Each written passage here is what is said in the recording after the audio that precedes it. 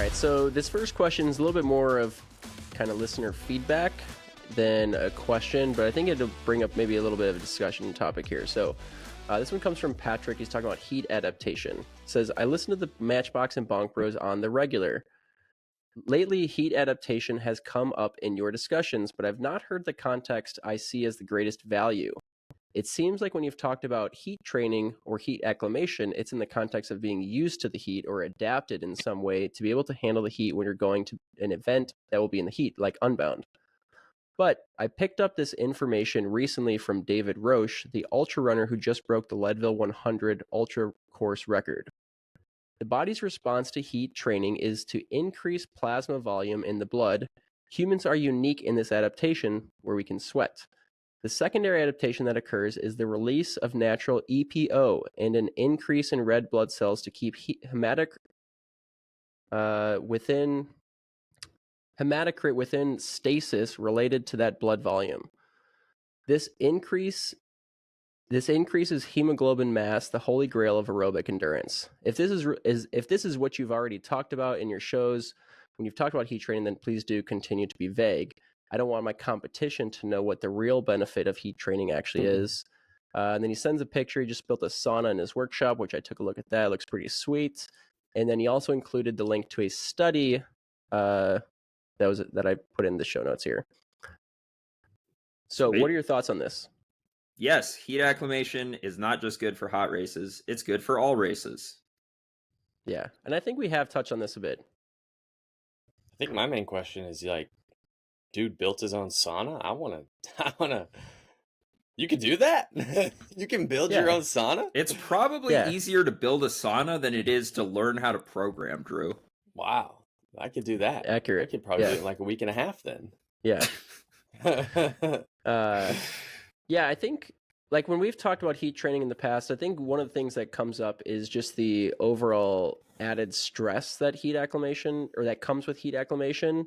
So, depending on where you're at in your training, it may or may not be worth all the added stress that you're adding. Now, if, for Patrick's case here, if you have access to a sauna at home and you're doing it regularly, then you probably adapt to that rather quickly. And then, the subsequent stressors that you would normally have from early adaptations are probably already kind of like a moot point at that point.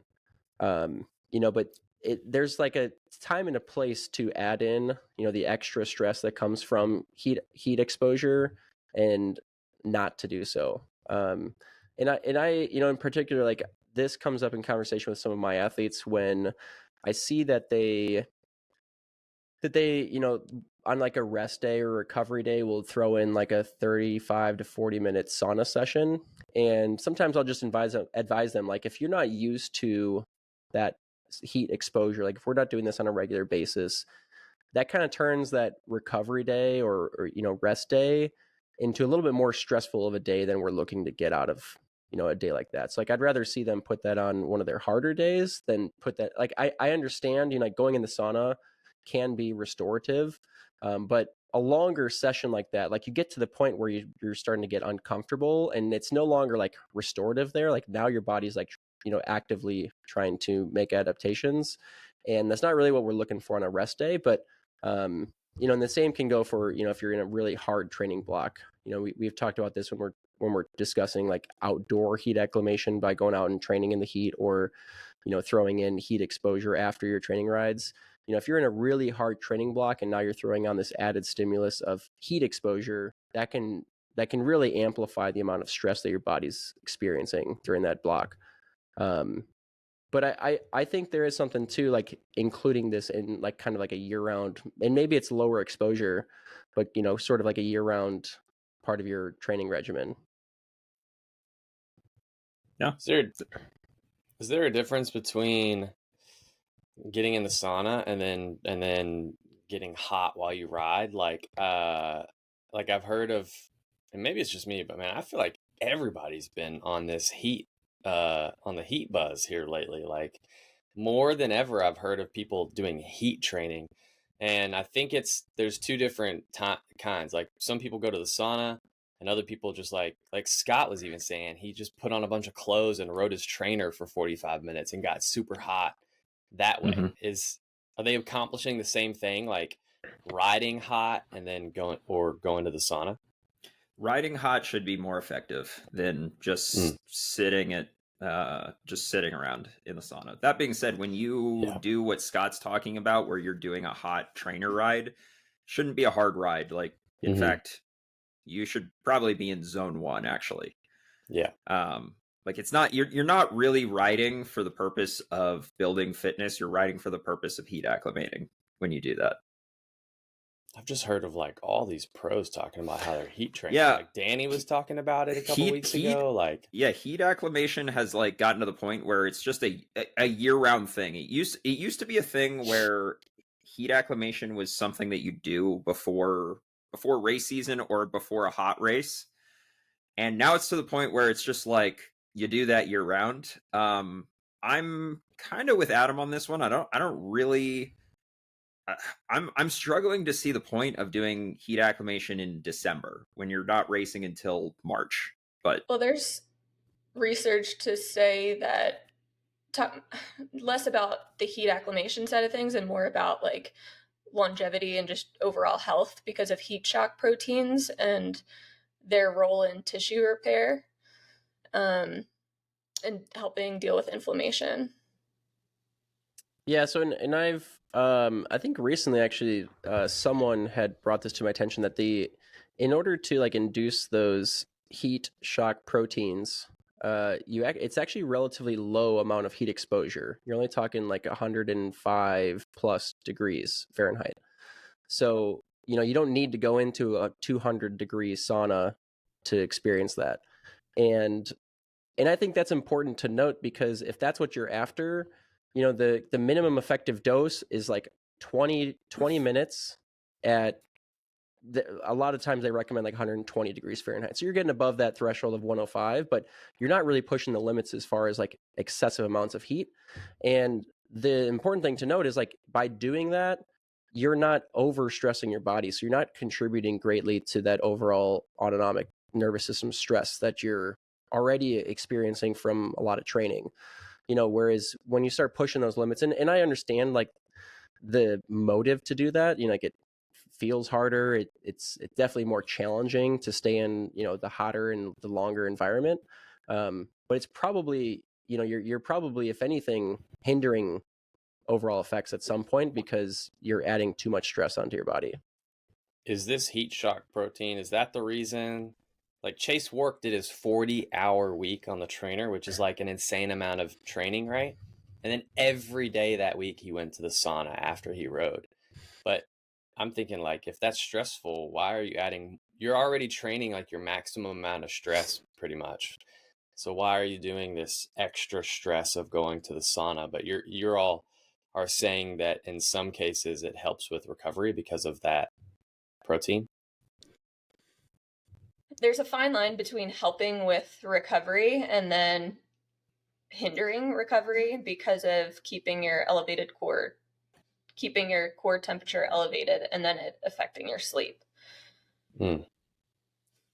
Yeah, I mean, I know that the heat shock proteins can, they can improve recovery. So again, like there's probably an extent to which it is benefiting, but there's definitely a threshold which you surpass that, and it's either diminishing returns or it's actually more overall hindering. And that's just, again, it goes on to how much stress can your body take on. Chase was also doing a 40-hour week, probably, I'm not going to put words in his mouth, but probably with relatively low stress off the bike, as far as lifestyle stress goes. So he may not be experiencing a whole lot of additional stress. So like maybe in his case too, we don't know, and maybe but I don't know the exact like sauna protocol that he was using. But again, he was just going to the YMCA or something similar. That's not what I'm talking about. The protocol would be like what temperature, how long is he doing it for? So whatever the general sauna setup at the YMCA is, that's just there's lots of different ones. I mean, there's dry saunas, there's infrared saunas, there's also steam saunas. Okay, didn't know that.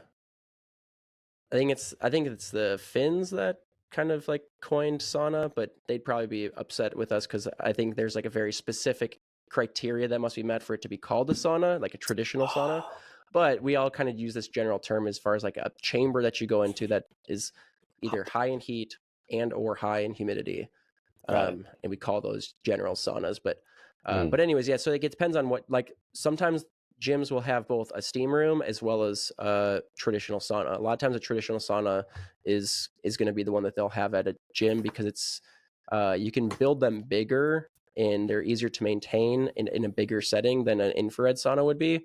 And then the steam rooms are, you know, kind of self-explanatory. But so I don't know. It depends on what Chase was doing. Maybe it worked for him. We probably won't know for months. Yeah. But going back to the heat acclimation, just for anyone, you can initiate those adaptations from just like getting in a bathtub after you ride. Sure. Because you can get your bath water up to 110 degrees or so. And you can, after 20 minutes in the tub, you can like actually break a sweat. But hot tubs work as well. Yeah, especially if you're, you know, have the door closed, so you're in like an enclosed room, so you're starting to actually like build some of that steam within the room as well, you know, so the overall ambient environment is increasing in temperature and humidity. That'll contribute as well. When I was a junior and we stayed in a hotel, we were never allowed to get in the hot tub. They were like, don't get in the hot tub. It'll fry your legs for the next day. So you all are saying if we had gotten in the hot tub, we'd have to get out at a certain point. Like you can't just chill in there for an hour. Your only experience just doing it one day before you race is probably not a good idea because you probably could just dehydrate yourself. Yeah, that's what they said. Yeah. If you do it consistently, I think you can affect your electrolyte, your ability to balance. So there's like a build-up process. Like you can end up losing less salt, less sodium in your sweat. I think that's one so it's part of the acclimation process. Yeah. Wow. The sauna that I have is $150 off of Amazon. Doesn't have to be expensive. It's a little bag. You're talking about the zip up one, right? Mm-hmm. Just get a trash bag and tape a little desk heater to it. No. Don't do that. That trash bag will melt to your skin. I want to see Dylan in this thing so bad. Well, come visit me, man. I know. I'm gonna like not tell you the next time I'm coming, and hopefully you'll just be chilling in your living room. Don't do that, dude. In your sauna bag. Mm-hmm. So anything else to add here with this heat acclimation topic? Is it worth?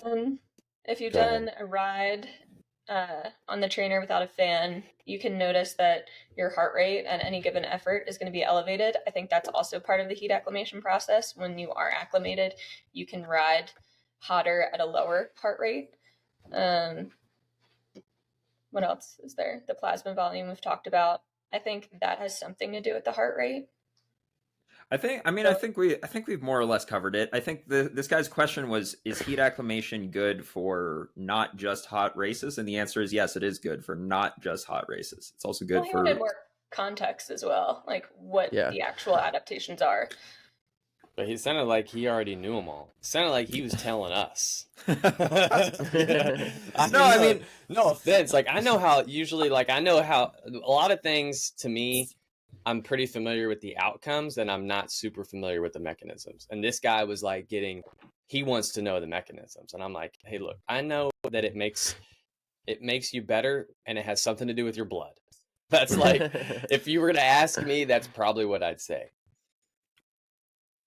Yeah. Well, so when your plasma volume goes up, so, you know, in your blood, there's your plasma volume and then there's your red blood cells. When your plasma volume goes up, it can actually look like you've got a lower amount of red blood cells because by percentage it's lower. So the way that your body is counteracting that is that it's making more red blood cells so that it can get back in balance. Yeah. So that is the mechanism by which it's increasing your performance. And you'll notice as you become heat acclimated, you sweat more, and that's also due to the increased plasma volume. You now have the ability to sweat more and cool yourself off more. Yeah, and usually earlier on too. Mm-hmm. To some extent. Yeah. So it's got something to do with blood and sweat. All right. They're connected. Okay, let's move on to this next question here. This is Wait, hold on. Another question. Do you guys do it? Do you guys? I have not started heat acclimating yet. We currently record this on February 6th, but I will probably start in the near future. So I Did could a sauna for 3 minutes last night. I was going to say I could go the Maddox method and build one on my back deck, or I could go the Dylan method and get one off of Amazon and just do it on my couch. We bought this Or you can sauna build one and it was just inside. self-assembly. Don't do it on your couch. Or dude. not on your couch, but I mean, like, you know what I mean. Like, I can just buy the bag. If you have Just if don't you get have them in a a tub after. I mean, you don't have to get anything. Yeah. if you have a carpet, I wouldn't do it on the carpet either. Ew. Yeah, it would probably happen. Like, is it counterintuitive to do it outside if it's cold outside? depends how you build it. If you build it to where that it's insulated enough to that it doesn't take an hour to get, as long as it can get up to a certain threshold, it really doesn't matter, and as long as it can sustain that threshold. But Our barrel sauna yeah, I back mean, there. plenty of them are built outside. Yeah, that's what I thought. Yeah, I'd say it's probably more expensive to build it outside because you do have to take into account a lot more insulation factor Mm-hmm. and just supplying power to it and everything. But Or I just do the chase method and go to the Y.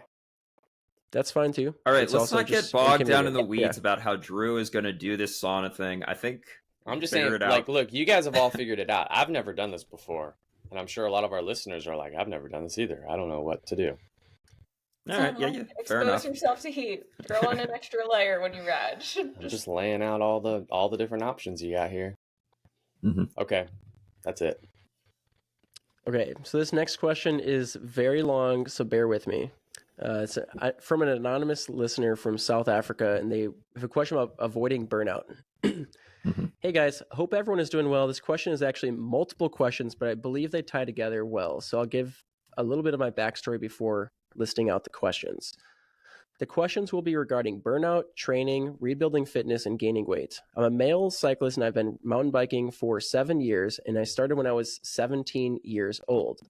At 21 years old, I got more into training and racing, and I had the goal of riding at the semi-pro level for any of the local mountain bike teams. The first half of 2024 was my best ever, and the second half of 2024 was my worst. Normally, my weekly volume was around 10 to 12 hours, but during the first half of 2024, I gradually increased my volume to about 15 hours per week and did plus or minus 15 hours for 2 months. That led to my highest CTL and best power numbers for 90 minutes, 2 hours, 2.5 hours, and 3 hours. Those power personal bests all were on the same day during a race. I've kept constant power throughout the race, so my 90-minute power was actually close to my 3-hour power.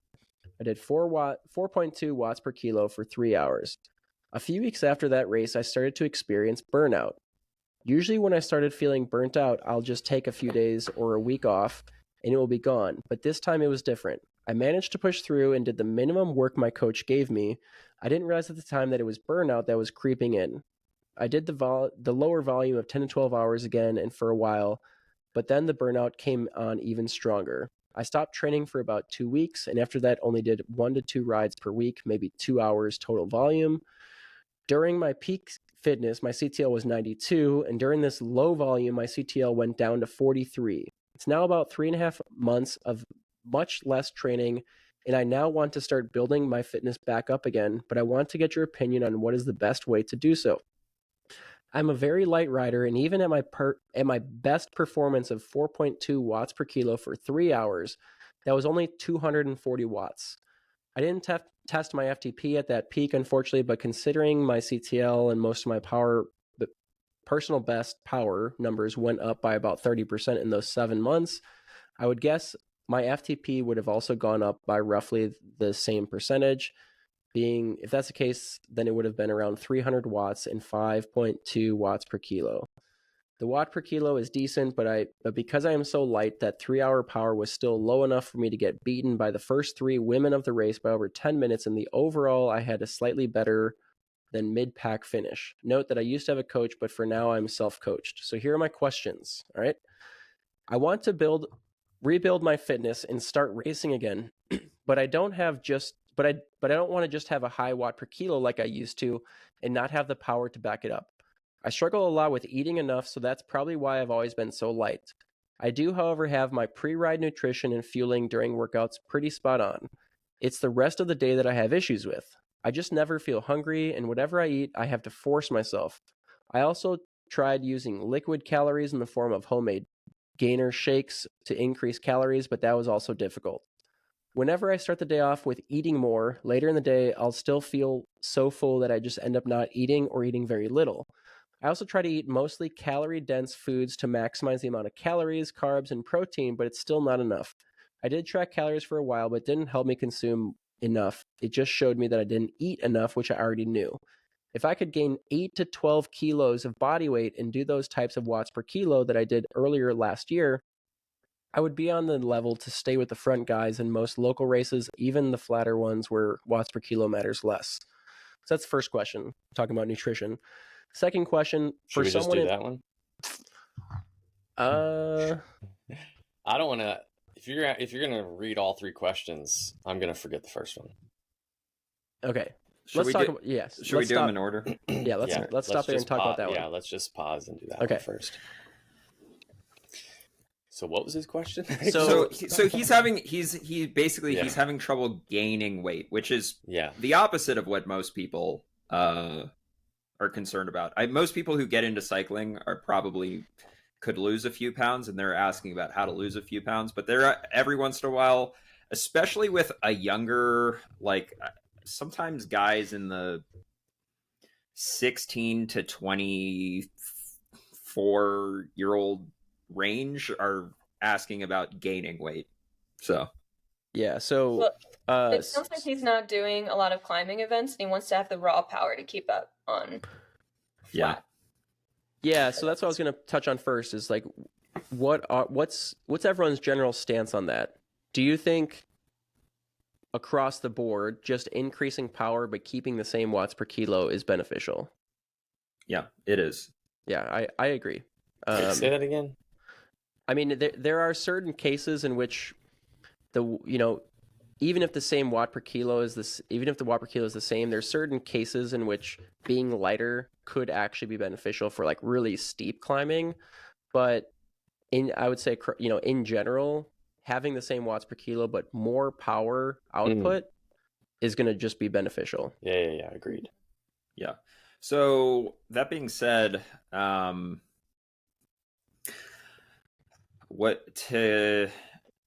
usually my answer to these people, and like I said, usually it's like a U23 guy or maybe a junior guy who's asking me about this. That's the typical person that's asking me, how do I gain weight?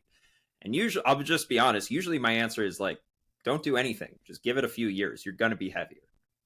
Like, you're 20 years old. At 25, you're going to be heavier. Which, it's not the case for everyone, but the amount of U23 guys that get heavier from the age of 20 to 25, and it's good weight, like it's muscle weight, is, I don't know, 80% of them, 90% of them. This guy's 24, 25. Yeah, so this guy's a little bit older, which means that he probably actually is just naturally that small, and he might be that small for his whole life. I mean, I think that he didn't say anything about his gym routine. That's the first thing that I would, trying to increase calories is one thing, and you're going to have to increase calories to gain weight, but it sounds like he's running into an appetite problem. And I think that maybe really focusing on the gym and having a gym routine that is actually built around gaining muscle will help increase your appetite, and it will help you put on useful weight, meaning muscle, not fat. It's also really hard to do that if you are riding a lot. If you're maintaining 10 to 12 hours on the bike, and even though your strength program is built around hypertrophy, it's still hard. Your body's still working against you. So you really have to go above and beyond with meeting your caloric needs as well. Yeah. I actually have a friend who I would say is in this guy's similar situation. This friend is like 125 pounds or something, and he lives in Houston, Texas, which is dead flat, and all the races that he does are dead flat. And whenever he looks at the watts per kilo that he did in a race versus the watts per kilo that some bigger person did in the race, he always has to do a higher watts per kilo in these flat races than these bigger people do. Yeah. Because his absolute watts are lower. And I don't know if doing hilly climbing races is just not an option for you, but my suggestion for a person like this would be race to your strengths. If you're a climber body type, choose races that are good for a climber. If you've been this weight for years, I do believe your body has kind of a set point, and it's hard to break that. So but that doesn't he's still burning out. You're like, I think.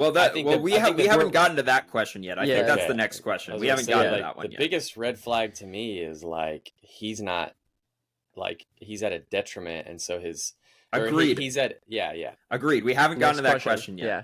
We haven't gotten to that question. Yeah, one thing that I would recommend too for this listener is to maybe get some blood work done to just make sure that there's no deficiencies that you're dealing with that can be leading to suppressed appetite, because that could be a big factor in the fact that you're not hungry but you're training 15 hours a week. There's some red flags there as well, and I think it's really important that you're not only sustaining, fueling to sustain what your body is craving, but if you are on the leaner, lower body mass side of the equation, then you might not be actually, even though you might be sustaining your body weight, you might not actually be giving your body what it actually needs to create these adaptations that you're chasing too. So getting some blood work done might tell you things like, I know with my son, he has to take a zinc supplement because of some zinc deficiency that's contributing to lower appetite. So that could be something to watch out for. But there's certain things that you can find from just doing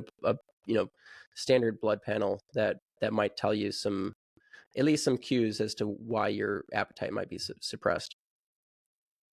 Oh.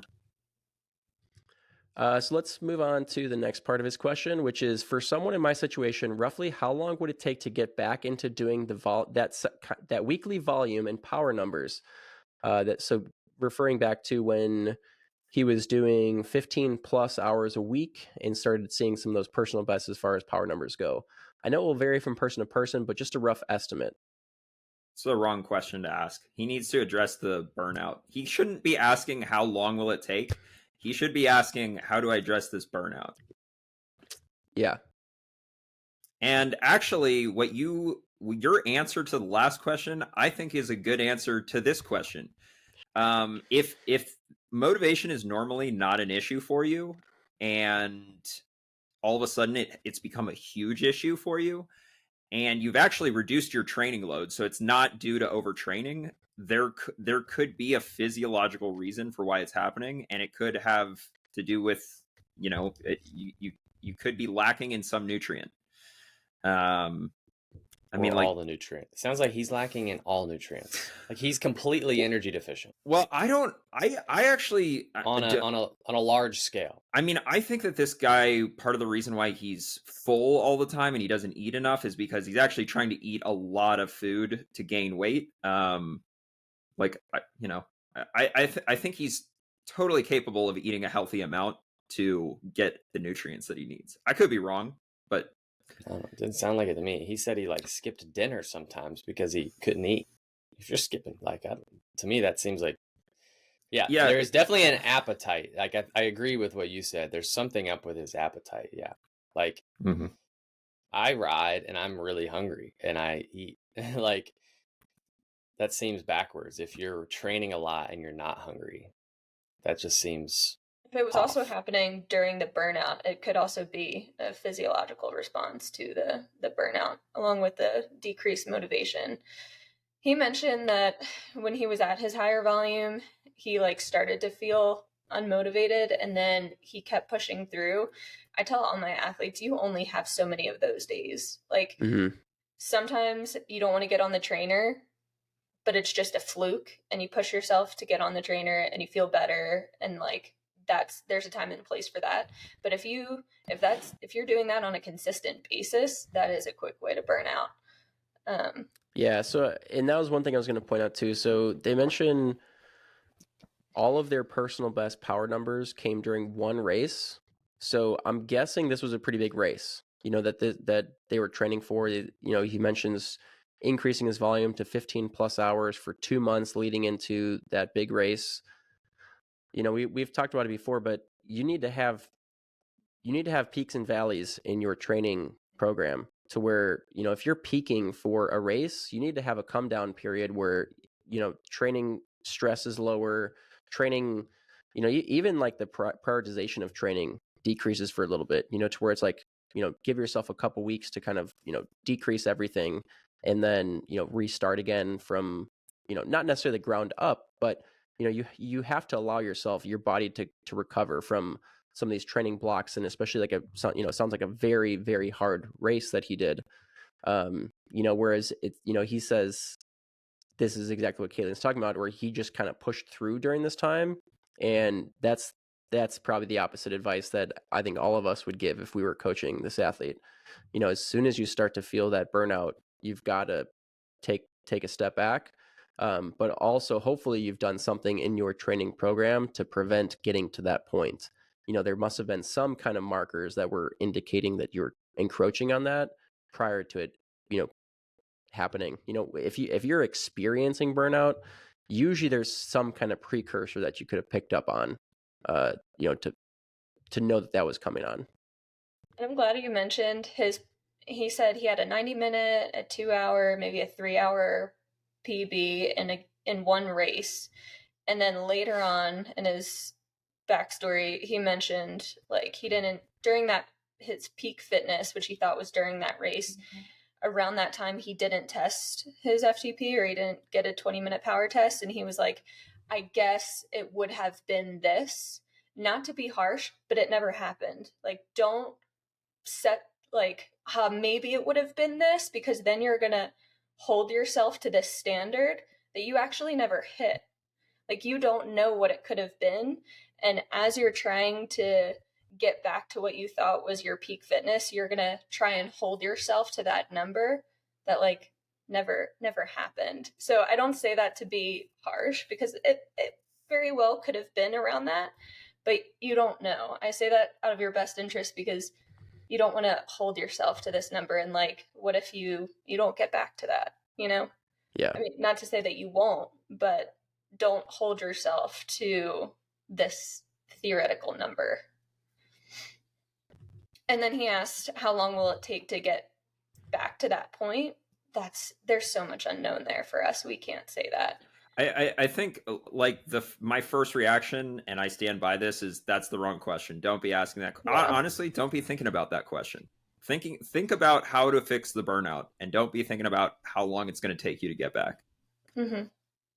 If you're on a sustainable plan that's enjoyable, then the success will come. You can't flip it and say like happiness will come on the other side of these numbers. And I don't think that's always a bad question to ask. I mean, if you're writing a training plan for somebody who is not having any of these issues, they're good to go, they're ready to train, they're not having motivational issues, they're not burnt out, and they've got a race happening in 3 months, and they need to know, am I going to be ready in 3 months? Then you can have that conversation. Are you going to be ready in 3 months? And that's a fine conversation to have. I think this particular scenario, it's not a helpful conversation. Agreed. If I were coaching this guy, I think I would tell him to work with a nutritionist. Like this, I think his situation is kind of outside my scope of practice, to the point where like I could give people suggestions and stuff, but I think because his seems so intense, like with the burnout and everything, I would want him like exactly what you guys are saying. I would want him to focus on that before we focus on any kind of goal event or fitness. Like, you have to address that first, and I think the best way to do that would be to work with somebody who's who's going to know the most in that field. I know the most about fitness and training and getting ready for bike races, and I know a decent amount about nutrition, but I'd feel more comfortable handing him off to somebody who could really address his macros and his nutrients. And if he were to get a blood panel, they'd be able to give him really specific nutritional advice on how to get some of those things back to a healthy spot. And I would imagine my brain goes to like protein. Like that would kind of be one of the first things I would want to ask him about. Like if he's getting enough protein, if he could bulk that up. That seems like protein is like known for, if you're going to try to gain weight, protein's like the first thing you try to increase. So, but that's what I will say too is that I'm, and I could be wrong here, but he made it sound like very extreme. There are a ton of people who are lightweight people who just don't have a high appetite, and they get along just fine. It's not a huge deal. And maybe this guy is in that category, or maybe he actually is suffering from a nutrient deficiency that is the underlying cause of his burnout, and you should get blood work done to figure that out. But it also could just be the case that you're a lightweight guy, and there's nothing wrong with that, and it's also going to be, you should maybe accept that it's going to be extremely hard to fix. I think part of the reason why he's talking about being so full is because he's trying to gain 8 to 12 kilos, like he said. And when you're gorging yourself to gain that weight, like, you are full all the time, and it's uncomfortable. But he also said that he's tracked his calories, and the calorie tracker tells him he's not eating enough. Like, he's not meeting his daily. Yeah, so I mean, that's where amounts. Meeting with, an actual nutritionist or dietitian could be helpful, because they could help you with meal planning. Maybe you're consuming too much at one time to where your body is not able to digest all of that, and that's what's leading to that feeling of fullness, despite the fact that you're in a caloric deficit for the entire day. I'd be real curious to see this guy's like food journal, to see kind of what he's eating throughout the day. But he might not have been eating enough because he was training so much, and that amount of training might just be too much for him. Like, there are people that all they can handle is 10 to 12 hours per week. 15 Sure. hours might have been way too much for him to recover from, and then he was also trying to meet those calorie demands. But I don't think so. I think anyone with a proper training plan and good nutrition can train 20 hours a week. I think, as long as, depending on what kind of outside stress you have, but I think that's a reasonable expectation for an athlete that's motivated and, in providing their body with the nutrients that they need. But I definitely agree that whatever he was doing nutrition wise, it sounds like that was not supporting the athletic endeavor well enough. And that's why, somehow or another that led him to burnout. And I don't think that was just because of the volume. I think it was the combination of the volume and the insufficient nutrition. Yeah. Let me just I want to illustrate my point about set point with a real life example that I've seen in my own life, not with myself, but with a friend of mine. I had a friend in college who did both extremes. He tried to gain weight as a skinny person, and he tried to lose weight as a skinny person. When he's really tall, he's like 6'6", but he was, I think, 165 pounds at 6'6", which is very skinny. And he wanted to be bigger, so he was gorging himself every meal. Like, he was doing the shakes, he was eating a ton of food, just every single meal, eating all day long, full all day long. And he put on maybe 5 pounds. Like, he maybe went from 165 to 170. And he's thinking, like, man, dude, if I didn't eat this much, like, I'd be a little twig. Like, I'd probably be 140 pounds or 130 pounds. Like, I can't believe I have to eat this much just to maintain this weight. And then I think a year or two later, he tried to do the opposite. He's like, well, I'm going to try to actually lose weight and see how skinny I can get. Trying to lose weight, he could only get down to like 160. So the difference for him between gorging himself to the point that he's full all day long and actually trying to lose weight to the point that he's hungry all day long is a 10-pound difference. Yeah. What was the point of that? I'm just saying this guy could be in that category of people where it's just very hard. It's just hard to gain weight, and he could be full all day long because he's gorging himself all day long trying to gain weight. And if he didn't do that, his weight actually wouldn't be all that different than it is now. His body just doesn't want to put on the weight. Are there any kind of tricks to like increase your appetite or tricks to get in more calories? Like he mentions calorie dense foods. Are there tricks in that regard to increase I would say that he's doing what you should do if you want to gain weight, like the calorie dense foods. The only thing that he didn't mention that I would throw in there is weight training, which is why I mentioned that first. Because not only will that potentially help with your appetite, but it could, if you're going to gain weight, it will help you gain the right weight, if that makes sense. Meaning more muscle, less fat. Yeah, I think another thing, we talked about doing a blood panel, but it could be good to like check your testosterone levels too. That could be playing a factor here as well. When you get your blood work done, get the whole thing. Everything. Yeah. Yep. Because it doesn't hurt. Yep. So the last part of his question here is really just, how to avoid burnout as he is increasing his volume back up. He says, he'd like to get back up to where he was doing 20 plus hours a week.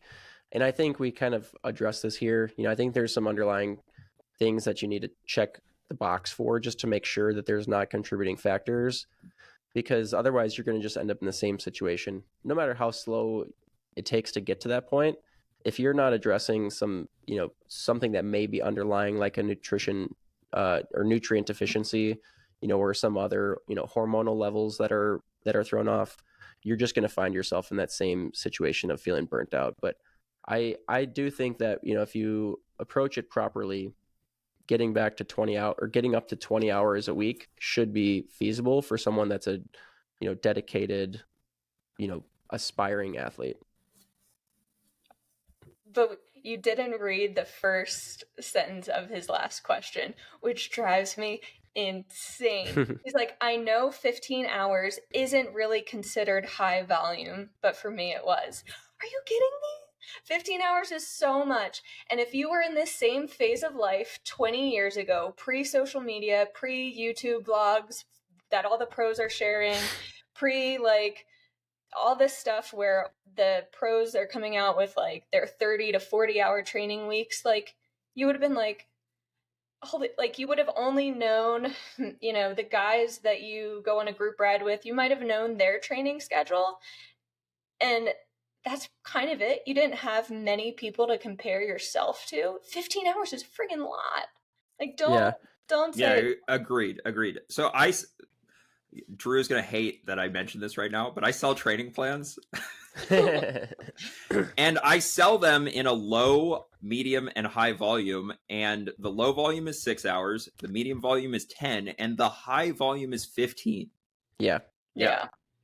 I mean, if you think about that, assuming you have 2 rest days in a week, or even just say 1 rest day in a week, where you're not doing any training, that's still 2.5 hours every day of training, which is a lot. That's, depending on, that's 50 miles, depending on where you're riding. If you train 15 hours a week, you are training more than 99 point, I don't know what the point would be, but like it's more, you're training more than 99% of cyclists. Yeah. Dylan talking about the 1% again. You are, dude, if you're 1%. training 15 hours a week, you're in the 1% of the amount you train. At least, yeah. Yeah, and it's important to note too that increasing volume is not always the only thing that you need to do to improve fitness. If you're still seeing improvements in fitness at 15 hours a week and you're seeing yourself, continuing to hit PRs, keep doing that. Wait until you start to, see some plateauing and get through, full season of training cycles before you start thinking about increasing the volume too. Like you don't have to just jump up to 20 hours a week. I just found a hole in the market. I'm going to come out with some ultra volume plans, some 40-hour week training plans. So put those up on the market. You will sell 3 of those. So what was his? I've sold his 3 actual plans my whole life. what was his actual part 3 question? Just how to get back up to 20, how to get to 20 plus hours without experiencing burnout. Oh, well, don't start at 12 to 15 hours. I don't know what he's been doing recently. I think the key here is to be extremely gradual with it. Extremely gradual. And knowing that burnout is an issue for you, only a better reason to be more gradual with it. Yeah. Start conservative and low volume and very gradually increase the volume. Cross-train. Yeah, and I think you'll be surprised too, again, assuming you've checked all these other boxes and you're healthy and ready to get back into regimented training, I think you'd be surprised how easy it is to get back to the level that you were at. And you don't need to be doing 15 hours a week to get there. I promise. Like, you can get back to that level without that, and you should do so because, again, taking the more gradual approach is going to be, it's just going to be more, conservative. And I think you can definitely get back to that, whatever level you want to consider it to be, I think you can get back there quicker and easier than you would think, assuming you're ready to do so and you don't get back to it too soon. Mm-hmm. Okay, let's hit this. I was gonna say one more thing. One of the things that I like, you had mentioned this, Adam, or maybe Caitlin, where you have like off days. Oh yeah, it was Caitlin, where like you just don't feel like riding. I think the difference between that and burnout is if that happens occasionally, you don't feel like riding and you get on and it feels better, that's okay, like once every couple weeks. But if it's like an ongoing thing where like you've got a whole week of that where you just don't feel like riding, that's a huge red flag. Like that's when you need to pump the brakes and say something's off. Like if it's 1 day out of 10, not that big of a red flag, but 5 days out of 10, yeah, like something's off bigger. Rule of thirds, baby. A third of the time, in pursuit of any training goal, a third of the time, you should feel really, really good. The workouts and everything should feel easily attainable and you should feel great.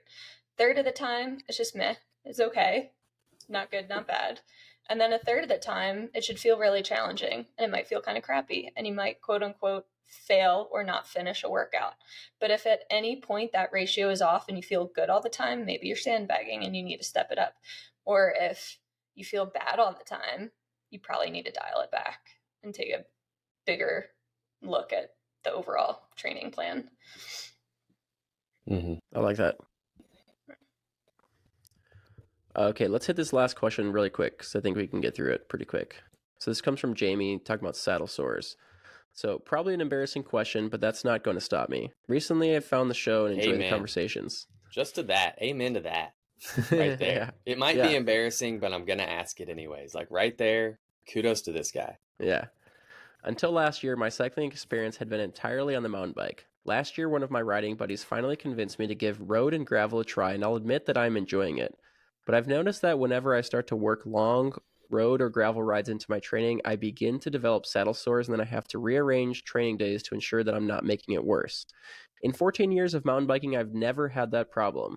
I assume it's because there are more terrain and position changes and regular time out of the saddle on the mountain bike. I've tried different chamois creams, different saddles, different chamois makers, so like different bibs, and a bike fit. Nothing seems to work long term. Is it just something that takes time to build a resistance to, or am I missing something? It's very frustrating and kind of takes the fun out of it. Thanks, Jamie. I agree. Saddle sores completely take the fun out of it. If anyone has ever experienced a saddle sore knows that when you have a saddle sore, it is all you think about the entire time you're riding, and it is miserable. Agreed. There's also different types of saddle sores. Like you can have an inflamed blood vessel. I don't know if any of you have experienced this. And I don't know how to explain it. It's like, it looks like a blood blister, but it's an inflamed like blood vessel. Whoa. Or you can have a saddle sore that's like an ingrown hair that becomes infected, and that's like a different, more of like an infection thing. Yeah. Yeah, or you can just have straight chafing. Yeah. This is a tricky one because there are so many variables that can contribute to this, and you kind of just for one, I think Kaylin brings up a good point. I think if the saddle sore is to the point where you've had it for multiple weeks at a time and it's not going away and it's totally affecting your riding, it's not a bad idea to get into your general practitioner and just have it checked out, because they may have something to offer. Maybe they can at least tell you what kind of saddle sore it is, whether it is an ingrown hair or infected hair follicle, or it is what did you call it, like a inflamed blood vessel. Or if it's just raw chafing. Depending on what type it is, there's going to be different protocols for addressing it. So I think that's probably the first thing that I would do is get in to get checked out if it is a chronic issue where it's it's recurring for multiple weeks at a time. I mean, one of the things that I was going to recommend was a bike fit, but he says he's already done a bike fit, so maybe you can toss that part out. I would also try riding without chamois cream. I know it sounds counterintuitive to think that like this cream that's supposed to help prevent saddle sores and chafing is somehow contributing to it, but depending on the type of saddle sore that it is, if it's infected, the chamois cream is probably going to contribute to worsening that. So I would try riding without chamois cream and see if that helps at all, if you haven't already done that. Correct me if I'm wrong, but one of the main things that you want to try to do is like dry out that spot, like when you're not riding. So like that's why like I will talk about embarrassing. I can't believe we're talking about this right now. But I like witch hazel. Like I don't know if you guys know what witch hazel is. It's like an astringent. Yeah. After I get out of the shower, I'll get a cotton swab and witch hazel, and even as preventative, I'll just like wipe down the area where those saddle sores commonly occur, and that I've found that to be pretty productive. Like I've been getting less and less, like very few saddle sores since I've been starting to do that. And I think the point of that is like and just like using good soap and cleaning that area as well. Like I do that in the shower, and then after I get out of the shower, I wipe it down with witch hazel, because I think that just kind of dries it up and pulls out whatever bacteria might already be in there. And I do that as preventative too. So sure. Yeah. And I've heard of like acne cream, like that is helpful, but I don't know. I don't know that I would recommend putting that on an area that it's not recommended for without getting a doctor's recommendation. Like I think so. I mean, your face is a pretty sensitive place of skin. Like I don't do it. Yeah, really? I would not advise people to do that unless you Google search best way to cure a saddle sore. That's the first thing that pops up is acne cream with 10% benzoate, whatever. First thing that pops up. There's also like lots of different types of acne cream, and some types of acne cream can have 10% side effects too that are not pleasant. So yeah, I would consult a doctor before doing that. But I think personal hygiene, it goes without saying, is very important in preventing saddle sores. Getting out of your wet chamois as soon as possible and getting into the shower as soon as possible and cleaning those sweaty, dirty areas as soon as possible after your ride is very important. Did he mention anything about what saddle he's using? It doesn't mention what saddle he's using, but he does mention that he's tried different saddles. Okay. Now that's another rabbit hole to go down, because literally it could take a dozen saddles before you finally settle on one that works for you. And there's lots of different types. There's saddles that are round, there's saddles that are flat, there's saddles that are wide, there's saddles that are narrow, there's saddles that have cutouts in the middle to alleviate undercarriage pressure. There's saddles that have pronghorn noses to it to further that effect. So I mean, yeah, I would say if you're trying different saddles, you need to go to the extremes with those saddles. Don't just try a saddle that looks similar but is a different name or brand. You've got to try a saddle that looks and feels completely different and see how that affects things. Yeah, I would agree with that. I think that so the company Selly SMP, a lot of people with saddle sores will try those saddles and say that they work well. I mean, that's just like kind of anecdotal, but No, I've heard the exact same thing. Yeah. I Yeah, know a so lot I of mean, people who different. have suffered from saddle sores and end up on one of those saddles. Yeah. yeah. If you Same with haven't the seen ISM saddles. the ISM saddles, these are really weird looking saddles. You know, I don't know, we can't show a picture of them. Most of you are probably just listening to this anyway. Basically like zigzags. Well, it's like not... like the SMP saddle is like a cradle. Yeah. Like it's concave and it's got a massive cutout. And then the ISM saddle has like no nose on it, and it's just two prongs coming out. So they're weird looking saddles, but it may be what you need. And I would even mention that the position of the saddle makes a huge difference. Like you could have the right saddle or the best saddle, and if it's tilted the wrong way or if your saddle height's too high, you're still gonna suffer. Like that's a huge part of it. Yeah, and that's super important to note too. Like, assuming you had a bike fit with one saddle and then you can just start swapping that saddle out and without changing anything, that's a bad assumption, because your contact point on that saddle is going to change depending on the profile of the saddle as well as the stack height. So the clamping point on the rails to where you're actually making contact on the saddle is going to change depending on the saddle.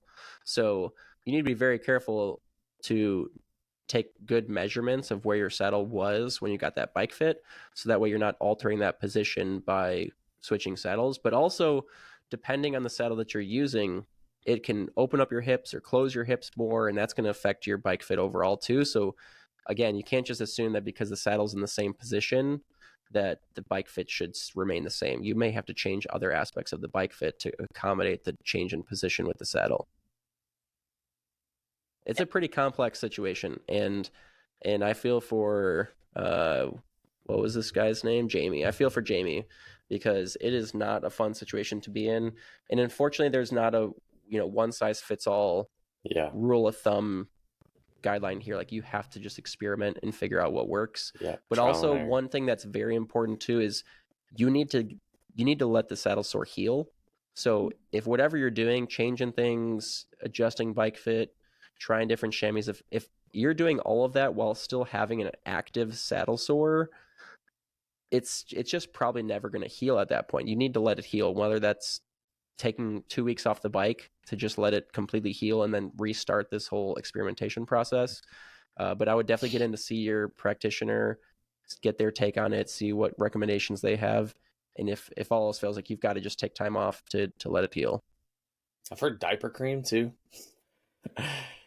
like because if you think about it, diaper rash, like, I mean, that's just the same thing as chamois cream. You know what I mean? Yeah, no, it is. It's very similar.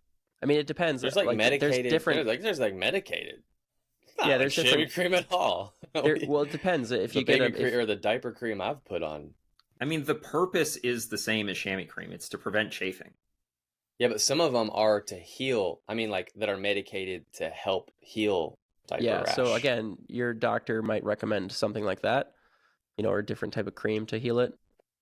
It depends on what type of saddle sore you're dealing with too. If it is always coming up on the same side, I would say there's a high probability that it is a fit thing. Agreed. And not all bike fits are good, so I would get another one. And hopefully they have the ability to swap out some different saddles while you're there. Yeah, and things like measuring your sit bones too, and testing your sit bones on various platforms. It's not just the width of the saddle; it's the shape of the saddle. So I agree. If you got a bike fit and they didn't experiment with this or take any measurements of your sit bones or angles of your saddle and your hip, whether your hips were completely open or closed or neutral, there's a lot of different aspects of bike fitting that goes into accommodating especially a saddle sore. So but again, like, I wouldn't go down this route until you have that saddle sore healed to start with, and then you can kind of restart things. These newer 3D printed saddles, I just kind of got on that boat a couple months ago, but it makes a lot of sense the more I think about it, because I think the way those work is, like, the 3D printed saddle dissipates the pressure of like you sitting on the saddle more evenly, because it's like softer and it gives a lot more than a standard saddle. And so I've switched to one of those a couple months ago, and I think I've had less saddle sores than I ever have, and I think it's because the standard saddle that I was using before, like there was just pressure, too much pressure on a specific spot, and that was where I always got saddle sores. And now that pressure has been dissipated a little bit more throughout my whole butt, I guess. So yeah, I'm I not mean getting saddle sores. the unique thing with the 3D printed ones is you can get very granular with how you're layering the like suspension or padding, if you will. Yeah. Okay. Whereas like with foam, like there's different densities of foam that they'll use in saddles in different locations, but you can't quite get down to the same granular level that you can with 3D printing. Like you can get down to like, every millimeter is a different suspension level. So yeah, I mean the 3D printed ones, I think they are definitely a newer technology and something to consider, but they're also very expensive. Yeah. So you don't want to just buy any random one. You want to have some kind of idea of maybe what shape of saddle works well for you, what curvature of saddle, what width of saddle, and then maybe, yeah, I agree. Like if you have a saddle that seems like it works for you, getting a 3D printed version of that may, further improve, what you're feeling. Yeah, that's why I didn't want to get one for a long time because they cost so much. But I'm riding so much now that I'm like, I don't want to deal with this anymore. So I finally like bit the bullet and got one of those, and I was glad I did. So I just wanted to throw that out there. All right. Well, good luck with it, Jamie. Okay, that's gonna wrap it up. We'll see you guys next week. See ya. Yeah. See ya.